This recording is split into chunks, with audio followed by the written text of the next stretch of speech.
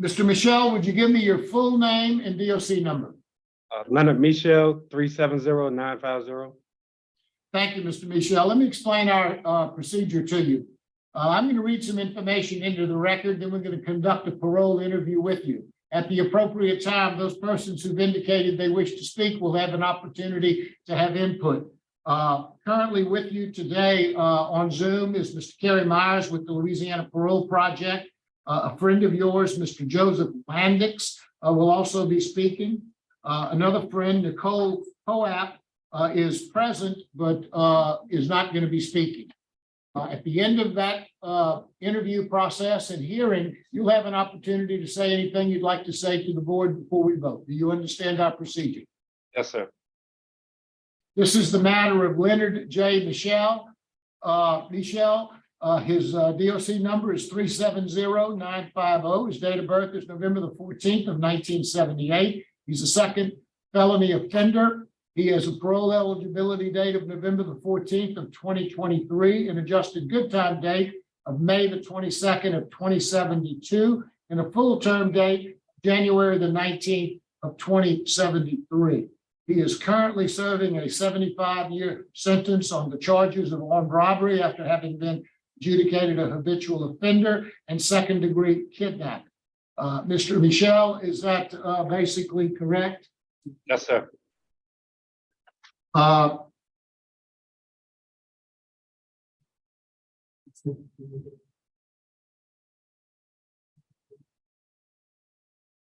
It appears that there are a couple of other people present, Ms. Wendy Michel and Ms. Christine Wood.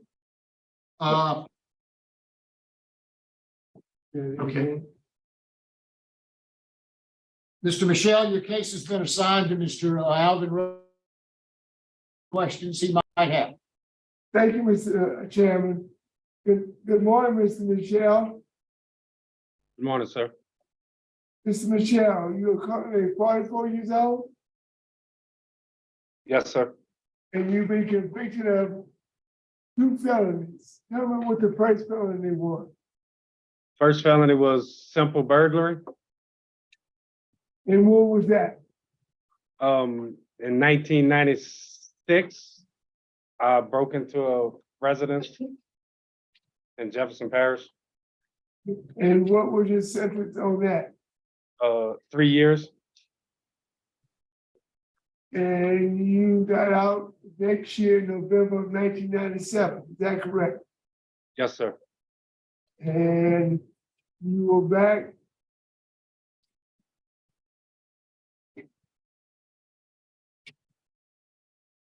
Were you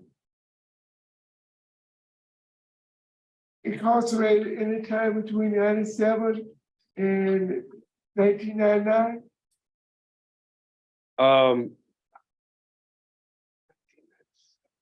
I got arrested in January 1998 on the charge I'm on now. Right. Okay. And then this says that you were on probation in January 1999. Is that correct? I was in prison on January 1999, sir, on this Okay. charge. That's a mistake on the master sheet. You were at Hunt Correctional Center in 1999 when you got convicted on these charges. Am I right? Yes, sir. Yes, I was in ARDC waiting to come to Angola. So before we get started with your interview,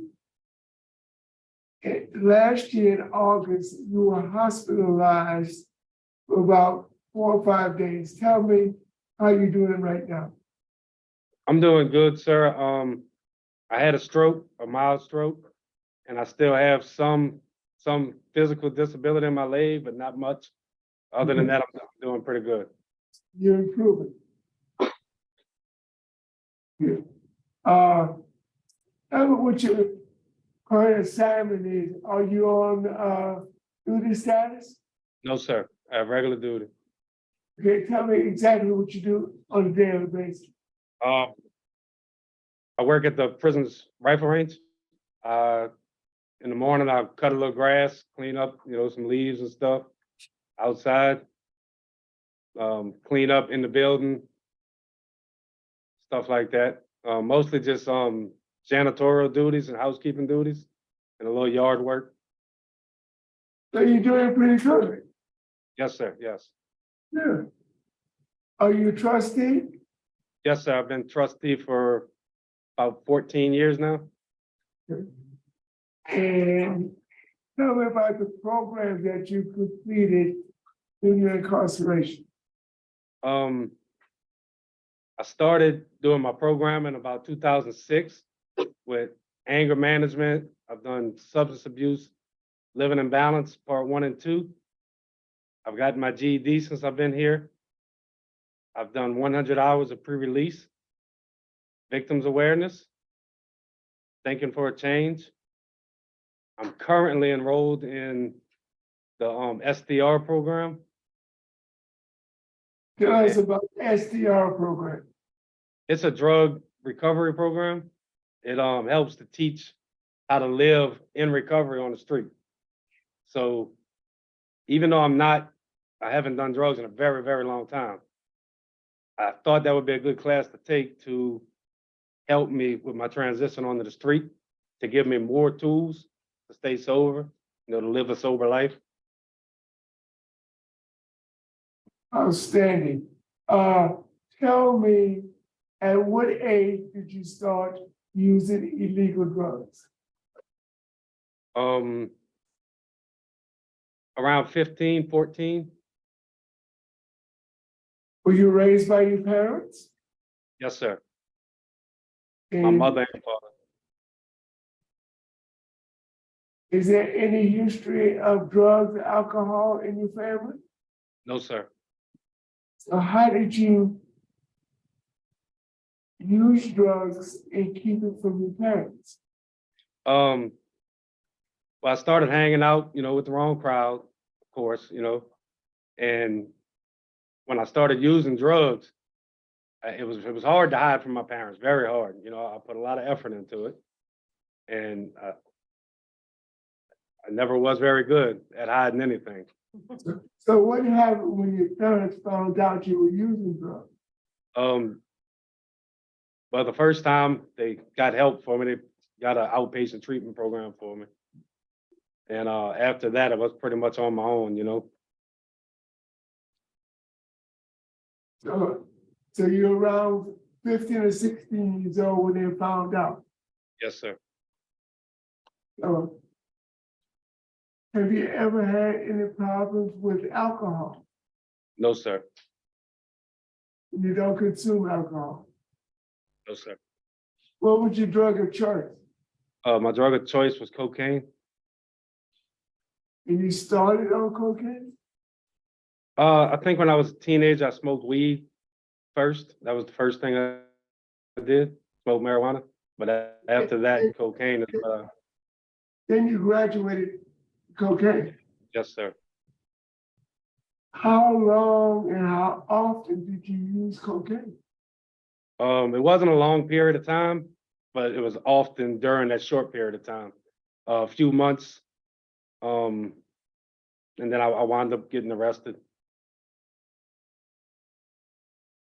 The aggravated assaults, the break-ins, the burglaries, stolen property, all that contributed to your drug use? Yes, sir. So you were trying to support a drug habit. Yes, sir. Did you ever have a full-time employment job? Excuse me, sir, I'm sorry. Did you ever have full-time employment? Yes, sir. When I was a teenager, I had a little full-time employment.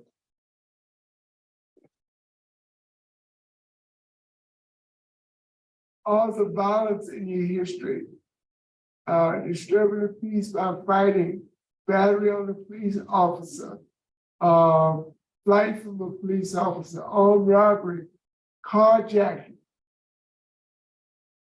Tell me where your mindset is. Why? Was it all because of drugs? Yes, sir, it was. I a lot of the stuff, I would spiral downhill and get a lot of things at one time, like the armed robbery and the carjacking and the stolen goods. It'd be one incident and I would spiral down. And I was always drug motivated. Now, it seems as though you had some good parents. So at any time you were on your down spiral, you could have went to those parents and they would have given you help. Why did I was just a teenager who wasn't making good decisions, sir. you were a drug addict? Yes, I was a drug addict. And are you a drug addict now? I'll always be a drug addict, sir. And But I'm in recovery. I'm in recovery now, sir. okay. It's a lifelong disease that you have to treat for the rest of your life. So tell me what your ongoing sobriety plan would be if and when you were released. Well, sir, I plan on going to the parole project when I leave here, and one of the first things I'm gonna do is find a good support group, a good AA group or NA group, and find me a sponsor. That's important to me, is trying to find a good sponsor. And I plan on seeking some kind of outpatient counseling to help adjust, back into the society, because I've never lived in society sober. So I'm gonna try to find some outpatient help to help me, outpatient counseling to counsel me back and help me adjust in society. I see where you completed Celebrate Recovery about a year ago in June of 2022. Tell me what you got out of Celebrate Recovery and how can it play a role in the rest of your life? Before I did Celebrate Recovery, I wasn't really, I was Christian, sir, but I wasn't living a Christian lifestyle. And when I started going to Celebrate Recovery, I found God during that time. And I started going to church and I started learning how to live. See, I always thought that being a drug addict, that I couldn't live a Christian lifestyle. But then I learned that I could. Celebrate Recovery taught me that. And when I get out, it's because of Celebrate Recovery, it taught me how to go to church, so I plan on living a Christian lifestyle when I get out. And Celebrate Recovery is what got me to that. If you had a choice, which program would you make a part of your sobriety plan? Celebrate Recovery or NAA? It would be Celebrate Recovery, sir. And give me one good reason why. When I was in Celebrate Recovery, the bond that I made with the fellows that were in my class with me, we kind of became a family. And I was told that the Celebrate Recovery families on the street are the same, and that's what I'm looking for. And it's has God at its center. It's a religious Yes, sir. based substance abuse mechanism that will help you to stay sober. Yes, sir. Am I right? Tell me what you got out of victim awareness. Well, one of the things my whole life, as well as a youngster, when I was doing all my crimes that I've done in my life, I never realized or I never thought about the people that it affected besides me. I was just worried about me and only me. And victims awareness taught me to understand stuff and about all my victims and everybody that my crimes hurt, everybody that was affected by my crimes. I see where you got your GED in 2009. Congratulations. Thank you. Tell me about any vocational training or skills that you gained during your employment. In Conservation. yes, sir. In 2009, when I made trustee, I started working at the prison's tractor repair shop. And while I was there, I worked as a mechanics helper and a maintenance man, general maintenance man around the shop. So for them 4 years that I worked there, I learned a lot of mechanics trades and maintenance trades while I was there. I'm looking at your most recent annual assessment. And the statement says the offender Michel does not participate in any program. Why? Any program club, trades? Any clubs? What is it? What do you mean clubs? Organization. Oh, no, sir, I haven't. Why? All I've done is my programming. I don't know. I'm at Camp F and there's not a lot of programming available, clubs available back there, inmate organizations. I just always focus on my work and my programming. And I see your transition plan, your initial transition plan is with Mr. Karen Myers at the Louisiana Pro Project. How long do you plan to stay with the Louisiana Pro Project? Well, until I can gain meaningful employment and have myself set up to succeed, I want to be able to find, like I said before, I want to be able to find some good support groups to help me, along with a good job, and that way I'll be able to move out on my own. I'm thinking 6 months to a year, maybe 3 months. I'm not 100% sure, but I want to be sure before I leave there that I'll be set up to succeed. I don't want to go out half-cocked and not make it, you know? I want to be ready. So what you trying to tell me is that you want to stay with the Louisiana Pro Project until you can afford an apartment or a house and you'll be living on your own and not with a rub. Yes, sir. I'm looking at your disciplinary record in the last Class B write-up I see is in August of 2004. Is that correct? Yes, sir. And what was that aggravated work offense about? That morning, I was working in the field at the time, and that morning when they called work call, I was just a couple minutes late getting to the checkout gate. So I got wrote up for the aggravated work offense for not making it to the checkout gate on time. In 2015, you got a number 4 unauthorized area. Is that correct? Yes, sir. And what was that about? I was, at the time, we could still smoke in the prison. And it was a rainy day outside and I made the bad choice to smoke a cigarette inside the dorm instead of outside. I got you. Okay. Something that's minor. Okay. So you hadn't had any disciplinary write-ups in 8 years and you've had no major write-ups in the last 19 years. Yes, sir. And that's an accomplishment. You should be proud. Thank you.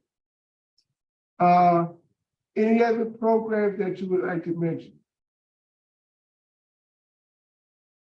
No, sir. I think we mentioned all of them, sir. Warden Oliver, would you like to make any comment? So when Mr. Michel walked in, I told him I never knew his real name. But I actually probably met him about 10 years ago. When he walked in, I told Mr. Michel I never knew his real name. I only knew him by his nickname. But I actually met him about 10 years ago when he was working for my father-in-law at the rifle range. So I can say for the past 10 years, he's been at the same job. I'm gonna say freedom. He has a lot of freedom. I'm saying freedom like because he can move freely, they have to trust him. And at the rifle range, he does work well there and, you know, no disciplinary problems, does whatever they tell him to do. Thank you. I'd like to acknowledge that Warden Amber is present in the room. Warden Amber, do you have any comments? I met Michel about a year ago since I've been here, and he's been very respectable. I never had any problem out of him. Anything you ask him to do, he does. So he would be a good candidate to be released. Thank you, Warden Amber. Last question, Mr. Michel. And I want to see if I'm accurate before I say this.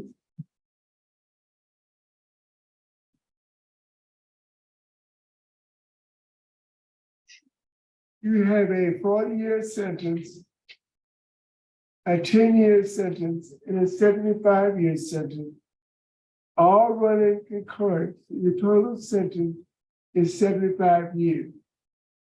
If that sentence was run consecutively, you would have 125 years.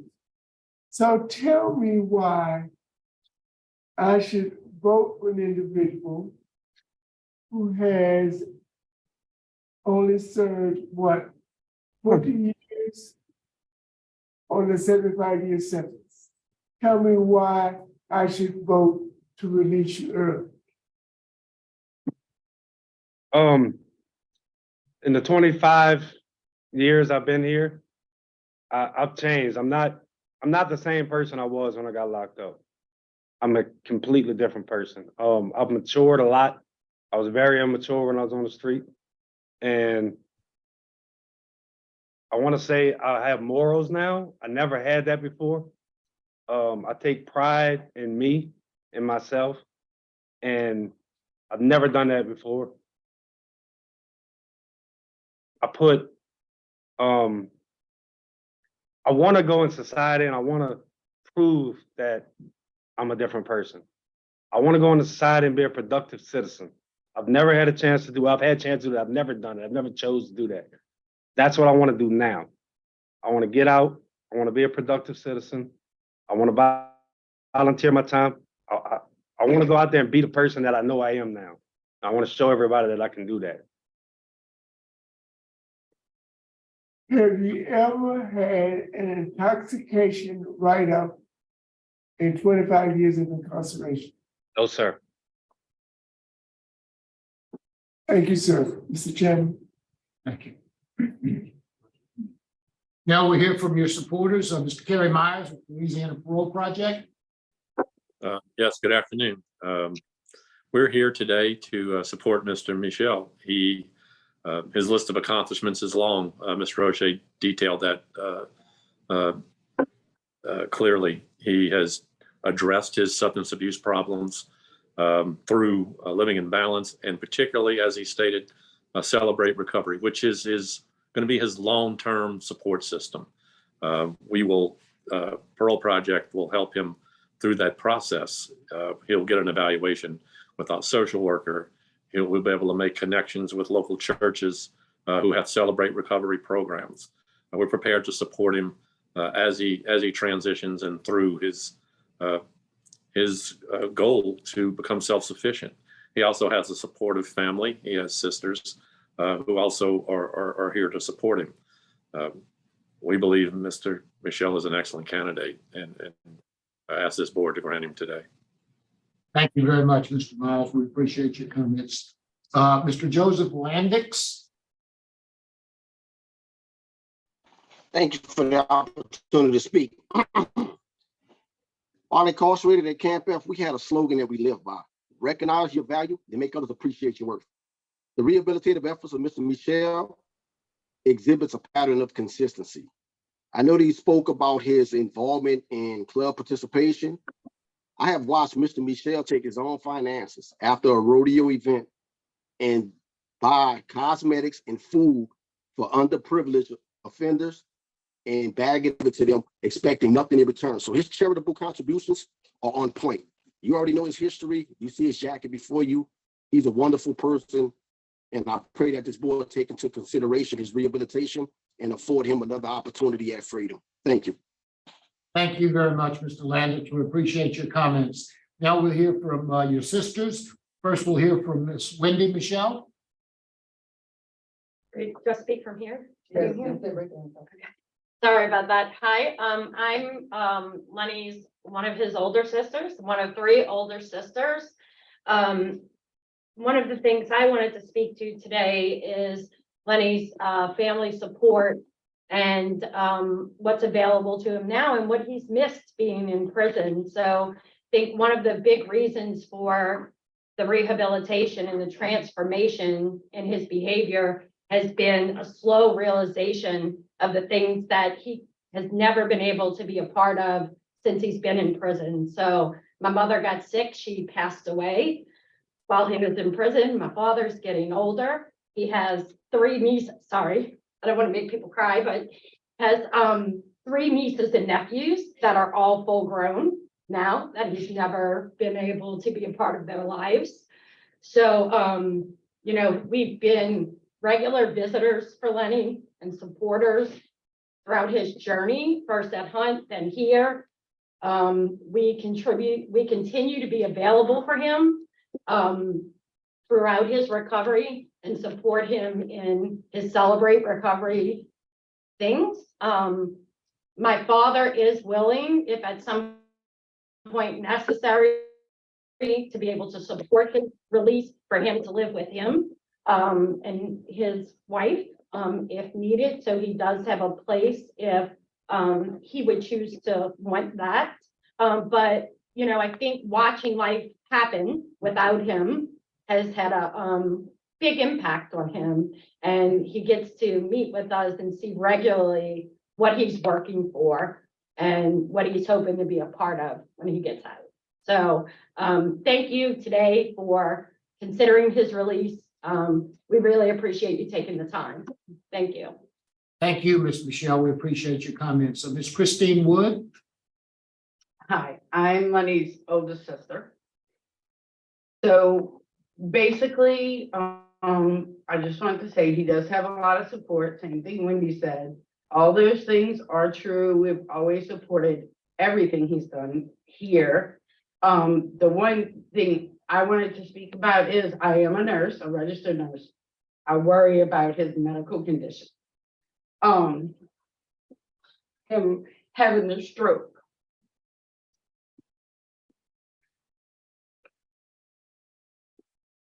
I'm sorry, Lenny.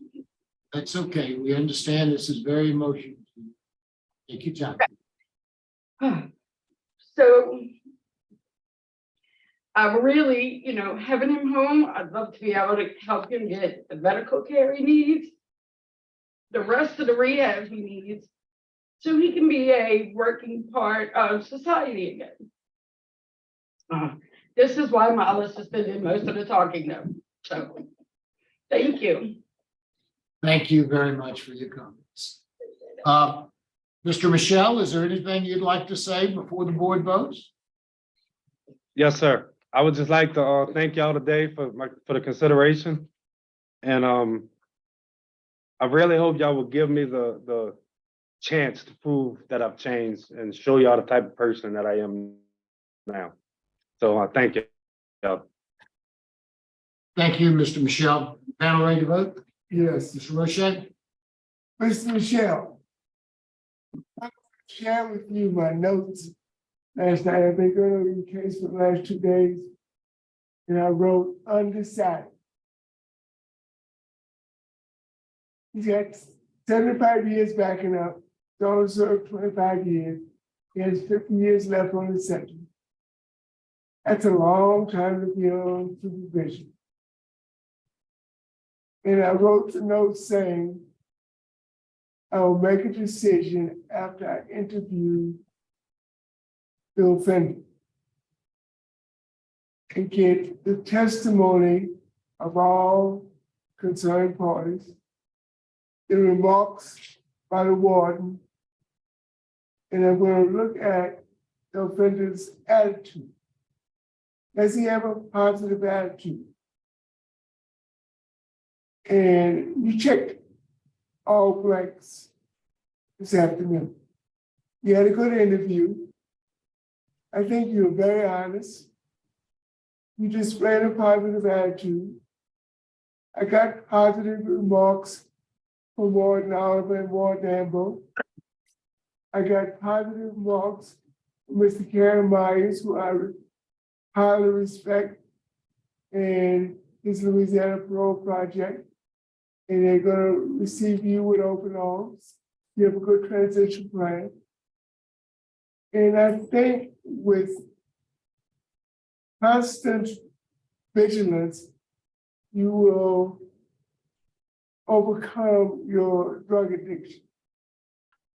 But you have to remember, it is a lifelong fight. And you can't give up on it at any time. There's gonna be a situation that's stressful. You're gonna get angry. Remember your anger management. Count to 10 and walk away. I think you're ready. So I'm going to vote to grant you today. Based on the positive remarks of Warden Oliver and Warden Ambo, positive programming, good family support, and a good transition plan. Conditions after release. You'll have a curfew from 9 p.m. to 6 a.m.